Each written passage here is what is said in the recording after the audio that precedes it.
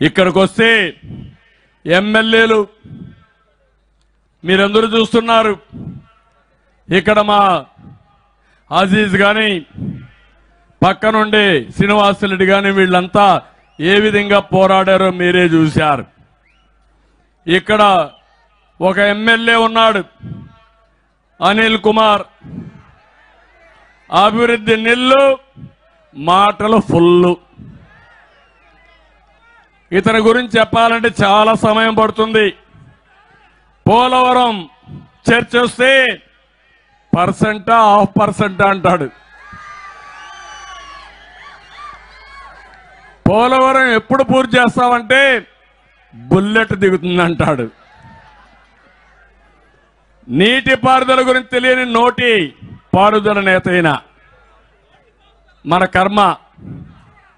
అందుకే ఈయన చూశాం, తొడలు కొడతాడు, మీసం మెలేస్తాడు, పిచ్చి పిచ్చిగా మాట్లాడతాడు, గావు కాకలు పెడతాడు. కానీ అభివృద్ధి అడిగితే నోరు కూడా తెరవలేడు. ఈయన ఒక పెద్ద ఎమ్మెల్యే. అందుకే మీరు ఒకసారి చూస్తే ఇప్పుడు దొంతాలి వద్ద బినామీల పేర్లతో రంజీవ్ అజంతా పేరు మీద 100 కోట్ల విలువ చేసే ఆస్తి 50 ఎకరాలు కొట్టేశాడు. నాయుడుపేటలో బినామీ పేర్లతో 58 ఎకరాలు కొట్టేశాడు.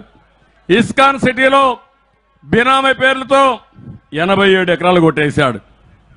ఇవన్నీ చూసుకున్న తర్వాత ఇక్కడ ప్రజలు చీ కొడతా ఉంటే ముఖ్యమంత్రి ఇతనికి సీటు లేదని చీటించేశాడు.